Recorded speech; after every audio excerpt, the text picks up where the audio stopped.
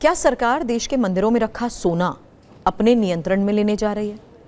क्या घरों और धार्मिक संस्थानों में पड़ा सोना अब अर्थव्यवस्था में लाया जाएगा? और आखिर वित्त मंत्रालय को अचानक सामने आकर सफाई क्यों देनी पड़ी? इन सवालों ने बीते कुछ दिनों में सोशल मीडिया से लेकर आम लोगों की बातचीत तक में जगह बना ली। लेकिन मंगलवार को सरकार ने साफ शब्दों में कहा, मंदिरों का सोना लेने या बेचने की कोई योजना नहीं है। जो दावे किए जा रहे हैं वो पूरी तरह झूठे और भ्रामक हैं। लेकिन सवाल सिर्फ अफवाहों का नहीं है। सवाल ये भी है कि आखिर भारत के मंदिरों में सोना है कितना? क्या वो सचमुच दुनिया के कई देशों के रिजर्व से ज्यादा है? और अगर है तो क्या कभी सरकार उसे आर्थिक संसाधन के रूप में देख सकती है? आज की इस खास रिपोर्ट में एक एक फैक्ट आपके सामने। सबसे पहले सरकार ने क्या कहा?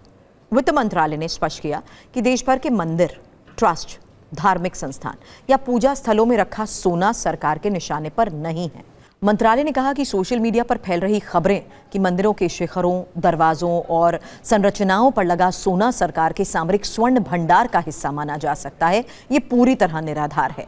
सरकार ने यह भी कहा कि किसी भी नीति या योजना की जानकारी केवल आधिकारिक प्रेस विज्ञप्तियों और सरकारी वेबसाइट्स पर ही जारी की जाएगी। लेकिन ये अफवाह शुरू कहां से हुई, ये भी जानिए।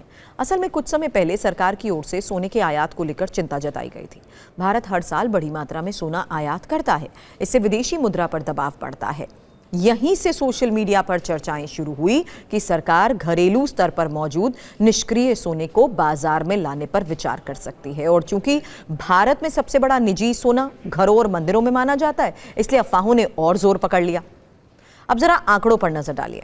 भारतीय रिजर्व बैंक के पास आधिकारिक रूप से करीब 880 टन सोना है, लेकिन निजी क्षेत्र यानी आम घरों और मंदिरों में मौजूद सोना इसकी तुलना में कहीं ज्यादा बताया जाता है।